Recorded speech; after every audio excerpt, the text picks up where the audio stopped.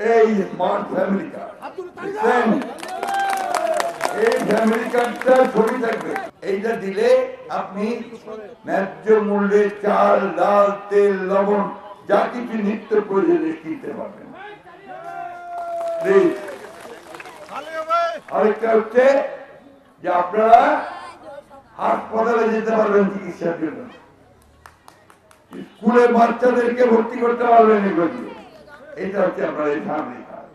এটি কি হলো, একটা শক্তি না আপনার, আর ওইটা যখন আপনার কাছে থাকবে তার বাড়িওয়ালাটাও আপনাকে কিন্তু একটু হিসাব করবে, যতটা কিন্তু ফ্যামিলি কার্ড আছে, তাই না?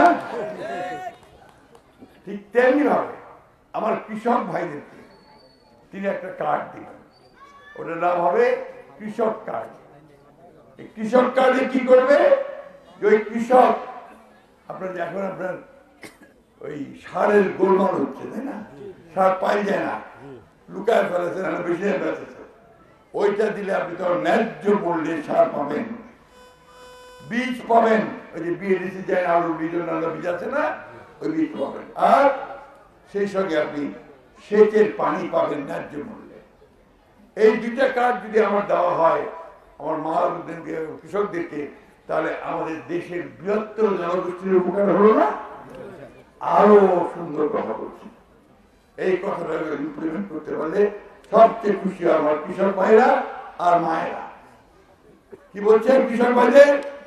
যাদের 10,000 টাকা পর্যন্ত লোন আছে ব্যাংকে, কৃষি ঋণ, তাদের সুদ সব মাফ করে দেওয়া হবে। ঠিক আছে? খুশি হয়েছেন? খুশি হয়েছেন নাকি? জোরে করলে হবে নি? আর মায়েদের আপনারা বেশিরভাগ সবাই কি করেন, কিস্তিতে আপনার এনজিওর কাছ থেকে ধার নেন, তাই না? টাকা নেন না, সময় মতো শোধ করা যায় না, আর তখন এনজিওর ভাইরা আসলে খালি চাপাচাপি করে, না পারলে মুরগিটা ছাগল ধরে যায়। ঠিক কিনা বলেন? আমাদের তারেক সাহেব বলছে আমি মায়েদেরকে আর এই কষ্ট করতে দিব না, ওই এনজিওর যত সুদের টাকা টাকা আছে ওটা আমি নিয়ে নিব, আমি পে করবো, আমার মাদেরকে ফ্রি করে দেবো। মায়েরা, এটা একটা যুগান্তকারী ঘটনা হবে এবং আমাদের দেশের অর্থনৈতিক পরিবর্তন হয়ে যাবে। আমি যদি ঋণ মুক্ত হই তাহলে আমার চেয়ে ভালো অবস্থায় কেউ থাকবে? আমি তখন ঠিকই ব্যবসা বাণিজ্য কৃষিতে মন দিতে পারবো, তাই না? আমাদের কথা হচ্ছে ভাই কাজ, কাজে আমাদের পরিচয়, আমরা যেটা বলি সেটা করি। বেগম জিয়া যখন আমি 2001 সালে আপনারা আমাকে ভোট দিয়ে এমপি করছিলেন, আমি মন্ত্রী ছিলাম, কৃষি প্রতিমন্ত্রী ছিলাম, মনে আছে?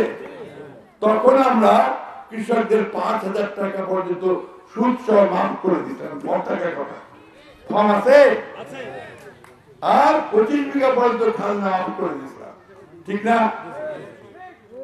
এরপরে আমি এই ঠাকুরগাছে সেচের কারণে পানির জন্য বরেন্দ্র বহুমুখী প্রকল্প নিয়ে আসছি, তাই না?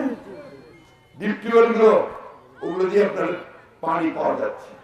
আরেকটা কি আনছি, আরেকটা হচ্ছে আমরা ভুট্টার চাষ। ভুট্টা করে মানুষ এখন 2টা পয়সা পায়, কেন? ওই যে মুরগির ফার্ম আছে ইয়াকুবপুর, আখানগর, 21টা ফার্ম, হাবিবপুর 21টা ফার্ম আছে, এরা ভুট্টা নেয় মুরগি খাওয়ার জন্য। ফলে আমার এই ভুট্টা চাষে এখন কৃষকরা টাকা পাচ্ছে, লাভ হচ্ছে।